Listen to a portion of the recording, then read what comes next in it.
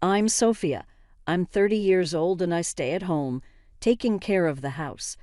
My husband, Stephen, is 6 years older than me, and we've been living with his parents for 2 years.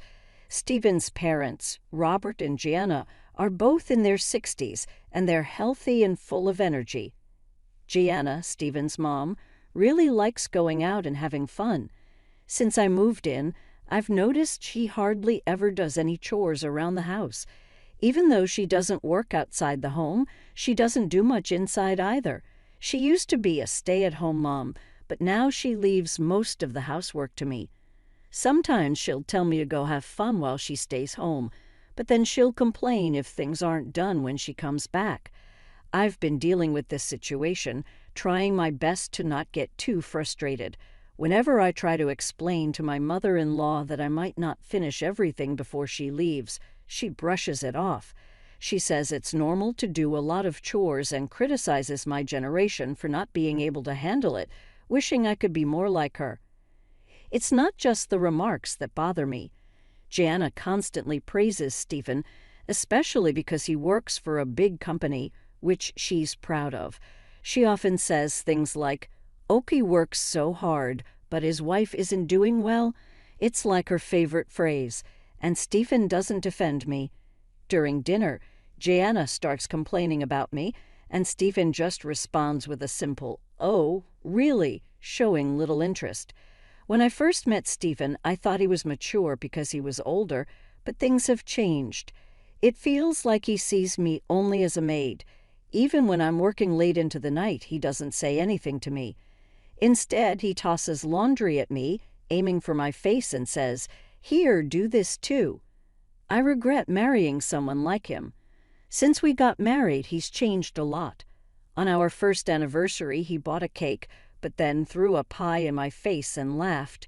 You wouldn't think he's a grown man. But there's one bright spot in my life, and that's my father-in-law, Robert. He's calm and always asks if I need help with anything. He's the only one who treats me kindly in this house. Since I quit my job when I got married, he's the only person I can talk to. I've grown to love Robert like a real father. But Robert works during the day, so he's not home much. That means I'm often alone with Gianna. When I talk to Robert, Gianna doesn't say anything, but I can tell she doesn't like it. And her attitude towards me has gotten worse. She started accusing me of making eyes at my father-in-law just because Stephen ignored me. She'd say these things when Robert couldn't hear. I tried to defend myself, saying it wasn't true, but she just brushed it off. Did I touch a nerve? She'd say, acting like I was overreacting. No matter what I said, she always had a snarky comeback. Our talks never really connected.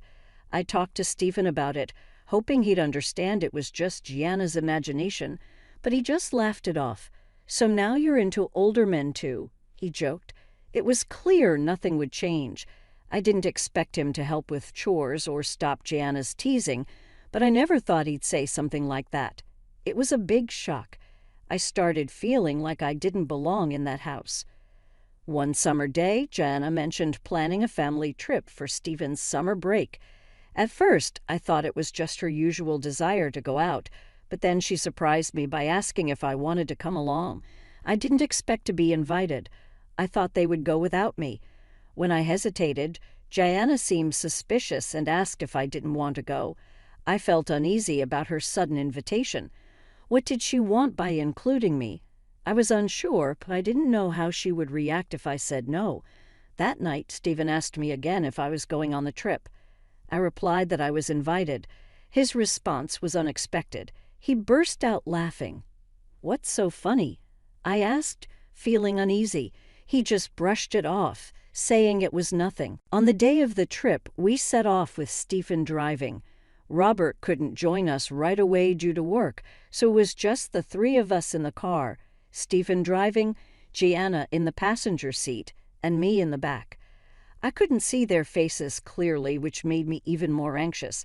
Gianna suddenly asked if I had withdrawn some money for the trip. I confirmed that I had taken out a few hundred. She seemed pleased at this, which struck me as odd. After driving for a while, I noticed we had passed the inn we were supposed to stay at. Did we just pass the inn? I asked. Stephen replied vaguely, saying there was a tourist spot ahead, and we'd check in after seeing it. His smile seemed forced, and I sensed something strange was going on. As we drove away from the inn, the scenery outside turned greener. I let out a quiet sigh, making sure neither Jana nor Stephen heard me. Eventually, we arrived at a dam. It wasn't very big, and there weren't many people around. "Let's get out and stretch our legs," Jana suggested eagerly. "And make sure not to leave anything valuable in the car," Stephen added. I followed their instructions, stepping out of the car, but I noticed Jana and Stephen hesitating, pretending to be busy inside the car. Once I stepped out and closed the door, I heard the car lock click. Stephen had only left the windows slightly open. Then he burst into laughter. "What's going on? Are we staying here for the night?" I felt anger bubble up towards Gianna, but I kept it in check. "What do you mean?" I asked, trying to keep my cool. "You walked right into that one, didn't you?" My husband was laughing so hard he was clutching his stomach. My wallet and cell phone were still in the car. Everything had gone according to Jana and my husband's plan. "Have fun out here, Sophia," Jana sneered. "Maybe you can eat some grass and sleep under the stars." My husband, holding my wallet and going through it, closed the window. His laughter died down, and then they drove off, leaving me alone. "Well, there's a handful, and it's hot," I muttered to myself. Even though it was scorching hot and I was at risk of dehydration, I surprisingly didn't panic. An hour later, "Why are you here?" My husband was stunned to see me in the lobby of the inn where we were supposed to stay. "Are you a ghost? Did something happen at the dam?" he asked, looking bewildered. Jana looked like she was about to pass out. I considered teasing them by pretending to be a ghost, but decided against it. "I'm not a ghost, and I'm staying here tonight," I told them, showing him the key to my room. I had already left my luggage there. My husband couldn't grasp the situation and started to get agitated. He thought I had taken the key to their room without permission. "What are you doing? Give it back," he demanded, trying to grab the key from me roughly. Just then a man appeared and grabbed my husband's hand. "Sir, please refrain from causing a disturbance here," the man said firmly. He was about the same age as Robert, but he had a strong build and was taller, making him seem more dependable than my middle-aged, slightly overweight husband. "Who are you? Are you staff here? You can't just interfere with a guest like this. I'll sue you for assault." Jana yelled at the man who had intervened. I apologized for not introducing myself earlier. "I am the owner of this inn," the man replied calmly. Hearing this, my husband quickly let go of my hand. I recognized the owner. Back when I was in college, I visited this area with my friends during summer vacation. It was scorching hot that day, and we got lost on our way to our accommodation. Eventually, we stumbled upon a girl who collapsed on the side of the road. That girl was Mary, the owner's daughter. We called an ambulance and stayed with her until help arrived. The next day, the owner visited us at the inn where we were staying and thanked us profusely. He said, "You saved my daughter's life. Thank you so much." He also offered us this inn, saying, "So next time you're in the area, please stay with us. You won't have to pay." Since then, my family and I have visited the inn several times, so I know the owner well. As he reprimanded my husband and Gianna, he remained polite, but I could sense his underlying anger. Both the owner and I were aware of Gianna and my husband's scheme from the beginning. I had caught wind of their plan 2 weeks ago. Feeling suspicious about their sudden invitation for a trip, I decided to set up a voice recorder in the living room. I targeted times when my husband and Gianna were alone, like when I was taking a bath or doing laundry, and their plan came to light. "I know. Let's ditch Sophia somewhere. It would be hilarious. How about here? There's a gym about an hour's drive from the inn.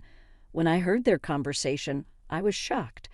I immediately called the inn and told the owner everything about the situation I was in and what they were planning.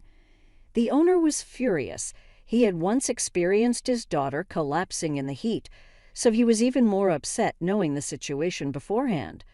The owner arranged for my pickup today. After my husband and Jana's car left, he had me ride in the inn's shuttle. By the way, the driver turned out to be Mary from that incident years ago. I got my license. I'm going to go for a drive, she said excitedly. Right now? I asked, surprised. Oh, that's great, I replied. We chatted happily, bought some local specialty ice cream on the way, and arrived at the inn. Even though I knew about the plan and that a pickup was coming, I was still worried for Mary, but she knew the area like the back of her hand, so we arrived at the inn several tens of minutes earlier than my husband and Gianna. You mentioned suing earlier, ma'am, the owner said, looking at Jana sternly. Yes, I did. It's outrageous to be accused of the opposite, Jana retorted. I'm sorry, but you're not our guests, the owner replied firmly. What? Don't mess with us. My husband and Gianna both lost their temper. Your and your mother's reservations have been canceled, the owner stated plainly. I added you. Who do you think you are? My husband was on the verge of losing his temper again, but the owner restrained him. Kiana did nothing wrong. We, the inn, canceled your reservations, the owner explained calmly. What do you mean? My husband demanded. If you leave a woman alone at a dam in the mountains after stealing her wallet, wouldn't you be committing a crime? We can't allow such people to stay at our inn. We also called the police. My husband and mother-in-law became even more furious at this revelation. This is no joke. Don't think you can get away with this. I work at a big company, my husband protested. This little inn in the mountains. Just then, Robert arrived. Hey, what's going on here? Sensing the tension, Robert looked around and asked for an explanation. Jana and my husband appealed to Robert, saying the inn staff were rude and they wanted to stay elsewhere. But when Robert heard what had happened, he was furious. You idiots! It was the first time I had seen Robert yell. How embarrassing! I can't believe we're from the same family. You two, get out of here now. My husband and mother-in-law were stunned by Robert's outburst. Where to? Another inn, they asked, but Robert was firm. Wait a minute. That's not possible, Dad, my husband said with a wry smile, but Robert was resolute. You're disowned. Get out. No, don't make me say it again. He pushed my husband away. Then the police arrived, and my husband and Gianna turned pale. The owner and I explained the situation to the officer, and I played back the recorded conversation. My husband and Gianna started crying, but Robert intervened. Quiet down. You're disturbing the inn. Officer, please take them away. It's not like that, officer. We didn't think it would be such a big deal. It was just a prank, my husband tried to explain, but the officer's expression changed. A prank? Are you serious? Don't you realize that your little joke could have put someone's life at risk, especially your own wife's? They were scolded harshly, though they weren't arrested due to it being a family matter. Jana and my husband looked pale throughout the ordeal. This isn't over. Kiana's feelings will determine your future. Understand? With those final words, my husband and Jana, still pale, went home. Robert seemed apologetic the entire time. He kept saying, I'm sorry. I can't apologize enough for not noticing the unpleasant experiences you have been having, for the terrible ordeal you went through today. He also deeply apologized to the inn owner, expressing remorse for the trouble they caused. Interestingly, the inn owner is a businessman who runs several other companies and is also a client of the company where Robert works. Without knowing this, my husband had boasted, I work for a big company. It's quite a turn of events. Robert and Gianna ended up divorcing as well. Robert severed ties with my ex-husband and kicked him out of the house due to the incident. My ex-husband was advised to resign from his job. It turns out his workplace behavior had been problematic for a while.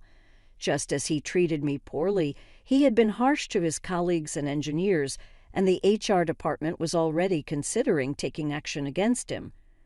Reflecting on my actions, I'm disappointed that I mirrored such behavior. My ex-husband, now unemployed, is struggling to find another job. Despite his age, he lacks a solid track record for managerial positions from his previous company, and he struggles to explain why he left. Jana was also kicked out by Robert and has sought refuge with relatives at her parents' home. However, there are concerns about her spending habits and love for travel. Her relatives fear she might drain their savings if she moves in with them. It might be wise for her to consider finding a part-time job, especially since she's still in good health. So I moved out of my in-laws' house and now live nearby by myself. I'm still friends with Robert, and sometimes I ask him for advice about work issues. Before this, I used to take care of the house and kids, but now I'm starting a new chapter in my life. When I was looking for a job, the owner of a company approached me and asked if I'd like to work for them. He was concerned about how things were going for me. It seemed like he wanted to find a job for me in his company. I happily agreed to join. I felt thankful for his kindness. I expressed my gratitude, but he insisted that they were the ones who should be grateful. It felt like I had already returned the favor from before, and now I needed to give something back. The company he recommended me to is well known and treats its employees well. It was a pleasant surprise. Interestingly, it's in the same industry that my ex-husband used to brag about, but this company is much bigger. Everyone there is friendly, and I'm enjoying my days much more now than when I was dealing with marital problems. Thanks for watching. How did you find the story? Let me know in the comments below. Remember to like this video and subscribe to our channel for more awesome stories like this. Your feedback and support mean a lot.